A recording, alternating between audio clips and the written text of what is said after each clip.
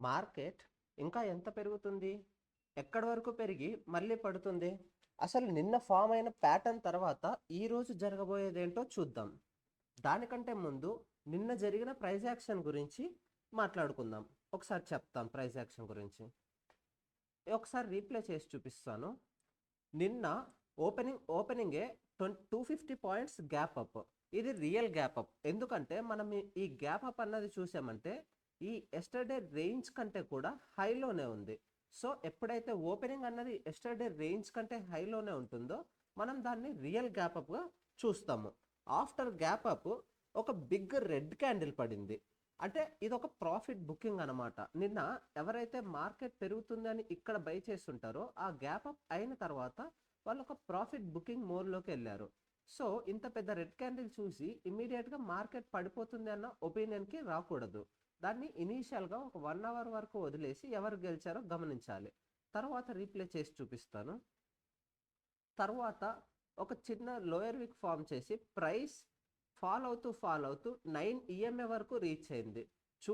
చూస్తే first 45 minutes మనకు ఒక రెడ్ లానే ఉంటుంది, కానీ దాన్ని నేను స్టిల్ ఇంకా ప్రాఫిట్ బుకింగ్గానే కన్సిడర్ చేస్తున్నాను. ఎందుకంటే మన ఎస్టర్డే హై కూడా ఇంకా బ్రేక్ అవ్వలేదు. ఇక్కడ గమనిస్తే ఎస్టర్డే హైని ఎక్స్టెండ్ చేస్తున్నాను.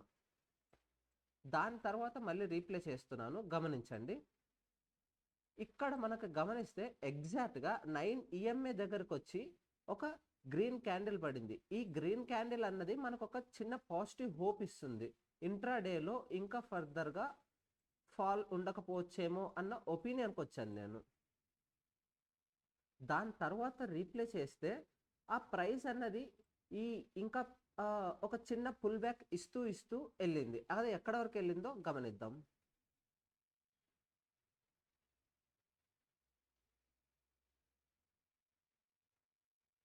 ఇక్కడ వరకు గమనిస్తే నాకున్న ఒపీనియన్ ఏంటంటే ఇక్కడ వరకు గమనిస్తే ఫాల్ అవుతూ ఉన్నప్పుడు ప్రైస్ అన్నది ఒక పెద్ద గ్రీన్ రెడ్ క్యాండిల్స్గా ఉన్నాయి.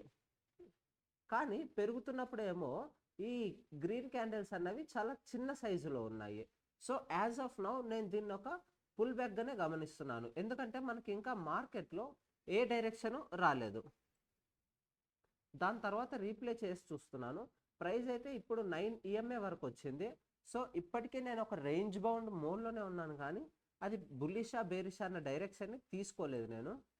ఇక్కడ గమనిస్తే మనకి ఎగ్జాక్ట్గా ప్రైస్ అన్నది 9 ఈఎంఏ బిలో క్లోజ్ అయింది, which is not good for the intraday market. So నేను దాన్ని రెడ్ జోన్లో హైలైట్ చేసి ఉంచుతున్నాను.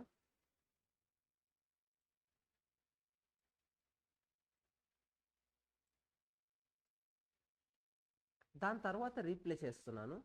ప్రైస్ అన్నది ఇక్కడ ఒక డోజిన్ ఫామ్ చేసింది.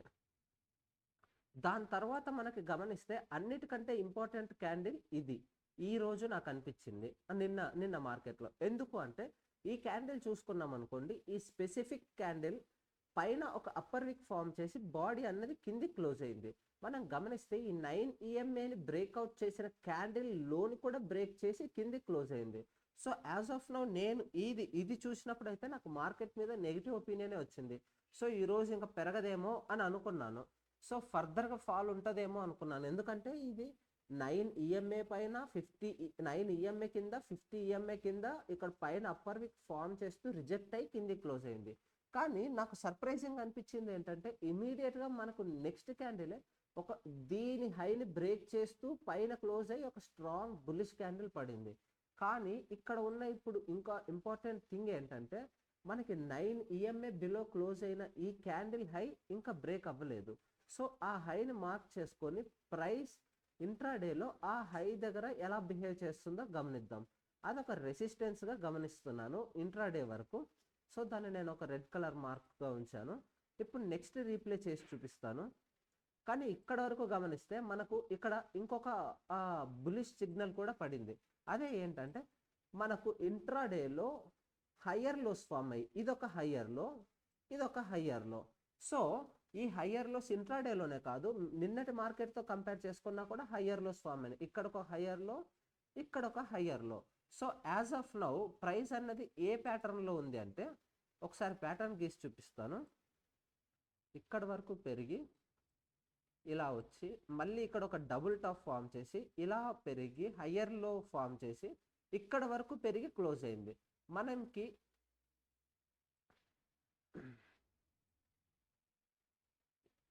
ఈ ప్యాటర్న్ ఇలా ఫామ్ అవుతూ ఇక్కడ వరకు వచ్చింది. దాని తరువాత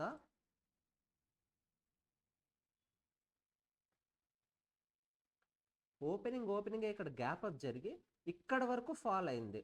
అంటే ఇక్కడ ఫామ్ చేసిన హయ్యర్ హై దగ్గర ఒక లోయర్ హయ్యర్ లో ఫామ్ చేసి అక్కడ సపోర్ట్ తీసుకొని మళ్ళీ ఇక్కడ వరకు పెరిగి ఒక ఇంకో హయ్యర్ లో ఫామ్ చేసి ఇక్కడ వరకు రీచ్ అయింది. దాని తర్వాత ఏం జరిగిందో గమనిద్దాం. రీప్లే చేసి చూపిస్తున్నాను.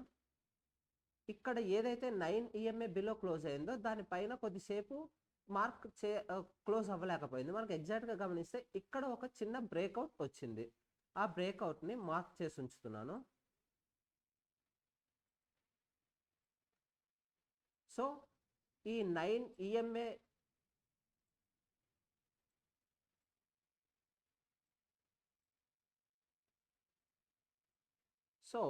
ఈ 9 EMA బిలో క్లోజ్ అయిన రెడ్ క్యాండిల్ పైన ఇప్పుడు మనకు స్ట్రాంగ్ గ్రీన్ క్యాండిల్ ఫామ్ అయింది. ఈ క్యాండిల్ ఫామ్ అయిన తర్వాత ఏమైందో గమనిద్దాము. రీప్లే చేస్తున్నాను.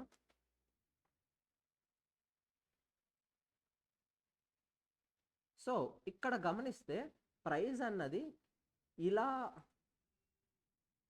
ఇక్కడ నుంచి ఇలా వచ్చి దీన్ని బ్రేక్ చేసి మళ్ళీ ఇక్కడ ఒక సపోర్ట్ తీసుకొని ఇక్కడికి ఒక గ్రీన్ క్యాండిల్ వేసింది.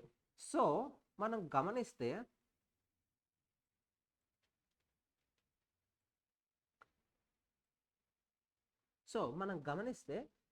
ఇక్కడ ఫామ్ చేసిన హై ఏదైతే ఉందో ఆ హై పైన చాలా స్ట్రాంగ్గా క్లోజ్ అయింది. సో ఇప్పటి వరకు ఫామ్ అయిన ప్యాటర్న్ గమనిస్తే చాలా బులిష్గానే ఉంది. ఇది చూసిన తర్వాత నాకు ఏమనిపించిందంటే మనం ప్రీవియస్గానే అనుకున్నాము 24,300 అన్నది చాలా ఇంపార్టెంట్ లెవెల్. అది బ్రేక్ చేసి కిందికి వచ్చింది కాబట్టి 24 మళ్ళీ మార్కెట్ అదే రేంజ్లో రెసిస్టెన్స్ ఫేస్ చేసే ఛాన్సెస్ చాలా హ్యూజ్గా ఉన్నాయని చెప్పేసి అనుకున్నాము. 24,300 to 350ని చాలా ఇంపార్టెంట్ రెసిస్టెన్స్గా గమనిస్తున్నాను మార్కెట్ పెరుగుతున్నప్పుడు అని ఇంతకుముందు చెప్పాను. సో అక్కడ ఒక లెవెల్ డ్రా చేస్తున్నాను ఇప్పుడు.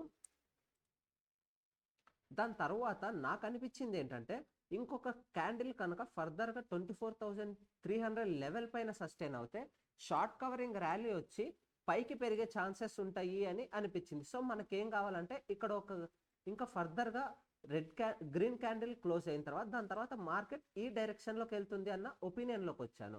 సరే, మరి నెక్స్ట్ ఏం జరిగిందో ఒకసారి గమనిద్దాం.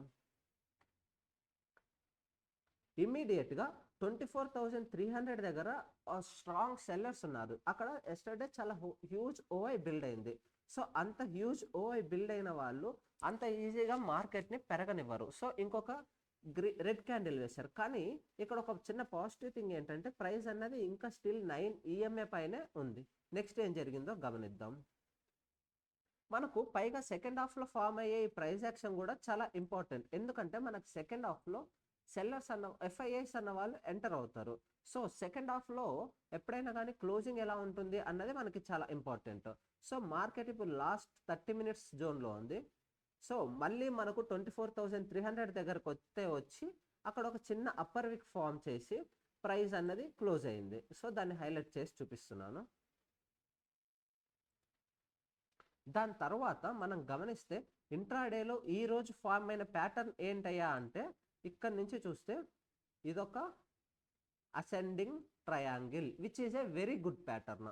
ఈ ప్యాటర్న్ జరిగింది ఏంటంటే ప్రైస్ అన్నది ఇలా ఫస్ట్ ఫాల్ అవుతూ వచ్చి దాని తర్వాత ఇలా ర్యాలీ అయ్యి అక్కడ ఒక అసెండింగ్ ఆర్డర్ ట్రయాంగిల్లో ఒక అప్పర్ బేస్ దగ్గర హై ఫామ్ చేసి మళ్ళీ ఒక హయ్యర్ లో ఫామ్ చేసింది.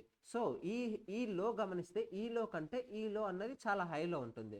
దాని తర్వాత మళ్ళీ సేమ్ ప్రైస్ అన్నది అసెండింగ్ ట్రయాంగిల్ యొక్క టాప్ దగ్గరికి వెళ్ళి రిజెక్ట్ అయ్యి ఎగ్జాక్ట్గా మళ్ళీ ఇంకొక హయ్యర్ లో ఫామ్ చేసి అసెండింగ్ ట్రయాంగిల్ యొక్క డే హైస్ దగ్గర ప్రైస్ క్లో అయింది. సో ఇదొక హయ్యర్ లో, ఇదొక హయ్యర్ లో, దాని తర్వాత ఇదొక హయ్యర్ లో. మనం ఎగ్జాక్ట్గా ప్రైస్ అన్నది ఇప్పుడు 1 అవర్ టైం ఫ్రేమ్లో గమనిద్దాం. ఈ 1 అవర్ టైం ఫ్రేమ్లో గమనిస్తే ఇది 15 మినిట్స్ టైం ఫ్రేమ్. ప్రైస్ అన్నది ఓపెనింగ్ హైలో జరిగి ప్రాఫిట్ బుకింగ్ మోడ్లోకి వచ్చి 9 EMA వరకు వచ్చి అక్కడ ఒక లోయర్ విక్ ఫామ్ చేసి దాని తర్వాత ప్రైస్ అన్నది స్లోగా రైజ్ అవుతూ వచ్చింది. ఇది పాజిటివ్ సైన్. సో నేను దాన్ని గ్రీన్లో ఉంచుతున్నాను.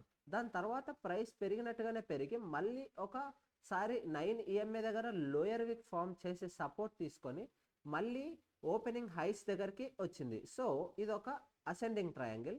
ఇక్కడ మనకు అసెండింగ్ ట్రయాంగిల్ యొక్క టాప్ ఉంటుంది. ఇది మనకు మళ్ళీ సెకండ్ హాఫ్లో ఫామ్ అయిన ఇంకొక లోయర్ విక్. సో ప్రైస్ అన్నది 9 EMAని సపోర్ట్గా తీసుకుంటూ 1 అవర్లో ఒక అసెండింగ్ ట్రయాంగిల్ ఫామ్ చేసింది.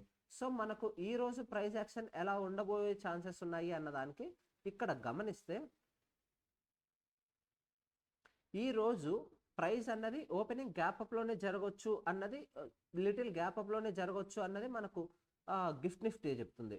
సో ఒకవేళ లిటిల్ గ్యాప్ అప్లో ఎక్కడైనా 24,350 జోన్స్లో జరిగితే వెంటనే అది ఫాల్ అయినా కూడా దాన్ని ఇమీడియట్ ఫాల్ కింద కన్సిడర్ చేయకండి. ఎందుకు అంటే మనకి 24,300 టు 24,350 దగ్గర చాలా ఇంపార్టెంట్ లెవెల్ ఉంది. ఒకవేళ మార్కెట్ అదే లెవెల్ పైకి వచ్చినా కూడా ఆ లెవెల్ దగ్గర ఫాల్ అవుతూ ఎలా రియాక్ట్ అవుతుంది అన్నది ఇంపార్టెంట్. సో ప్రైస్ అన్నది ఒకవేళ ఇలా ఓపెన్ అయ్యి ఇలా వచ్చినా మళ్ళీ ఈ 24,350 లోని బ్రేక్ చేసి ఇలా కిందికి వచ్చి ఇలా రీటెస్ట్ చేసి ఫర్దర్గా ఫాల్ అవుతుందా, లేకపోతే 24,300 కంటే మార్కెట్ బిలోనే ఓపెన్ అయితే ఆ 24,300 దగ్గర మార్కెట్ ఎలా రియాక్ట్ అవుతుంది అన్నది ఇంపార్టెంట్. ఇలా లో నుంచి వచ్చి రియాక్ట్ అయ్యి ఇలా ఫర్దర్గా మళ్ళీ ఇలా ఇంకో అసెండింగ్ ట్రయాంగిల్ ఇంట్రాడేలో ఫామ్ చేసి బ్రేక్ అయ్యి షార్ట్ కవరింగ్ జరిగి, ఎందుకంటే సిస్టంలో 80% షార్ట్స్ ఉన్నాయి, అవన్నీ కవర్ అయ్యాయంటే ఒక చిన్న పాజిటివ్ అప్డేట్, ఒక చిన్న పాజిటివ్ ఒపీనియన్ చాలు మార్కెట్ పెరుగుతుంది అన్నదానికి. సో ఇలా షార్ట్ కవరింగ్ జరగచ్చు. కానీ నేనైతే ఇంట్రాడేలో ఈరోజు అంత ఈజీగా షార్ట్ కవరింగ్ వస్తుందని అనుకోవట్లేదు. ఎందుకంటే క్రూడ్ ఆయిల్ అన్నది ఇంకా స్టేబుల్గానే ఉంది, పడిపోతూ 80 బిలోకి ఏం వచ్చేయలేదు.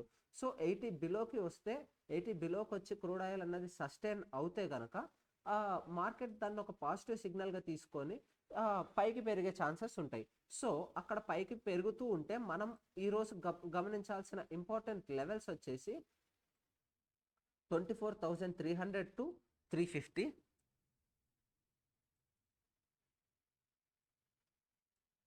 దాని తర్వాత 300 టు 350, దాని తర్వాత ఇమ్మీడియట్గా ఉన్న లెవెల్ ఏంటంటే 24,400, దాని తర్వాత 24,500 టు 24,550 టు 24,650 కూడా. ఇది కూడా చాలా ఇంపార్టెంట్ లెవెలే. ఇక్కడ కూడా మార్కెట్ చాలాసేపు కంజెషన్ జోన్లో ఉంది. సో మనం ఇక్కడ ఇంకో ఇంపార్టెంట్గా నేను చూపించాలనుకున్నది ఏంటంటే ట్రేడ్ డీల్ అనౌన్స్ అయిన డే నుంచి నిన్న ఫామ్ అయిన లో వరకు ఒక ఫిబొనాకీ ఎక్స్టెన్షన్ డ్రా చేస్తే మనకు నిన్న ఎగ్జాక్ట్గా మార్కెట్ కూడా 24,300 దగ్గర 23% లెవెల్ ఉంది. సో అది కూడా ఒక రీజనే మార్కెట్ అక్కడ రెసిస్టెన్స్ ఫేస్ చేయడానికి. సో ఈ 24,300 లెవెల్ పైన మార్కెట్ సస్టైన్ అయితే నెక్స్ట్ ఉన్న important level as per Fibonacci వచ్చేసి 24,700, ఇక్కడ 38% ఉంది. సో ప్రైస్ అంత ఈజీగా 24,700 పైన క్లోజ్ అయ్యి సస్టైన్ అవుతుంది అని అయితే నేనైతే అనుకోవట్లేదు. సో నా అనాలిసిస్ ఎలా అనిపించిందో ఇప్పటివరకు చూశారు కదా ఫ్రెండ్స్. ఇలా ప్రైస్ యాక్షన్ గీస్తూ ఎక్స్ప్లెయిన్ చేయడం బాగుందా, మీ ఒపీనియన్ ఏంటో ఒకసారి కామెంట్ సెక్షన్లో నాకు చెప్పగలరా ప్లీజ్? Thank you.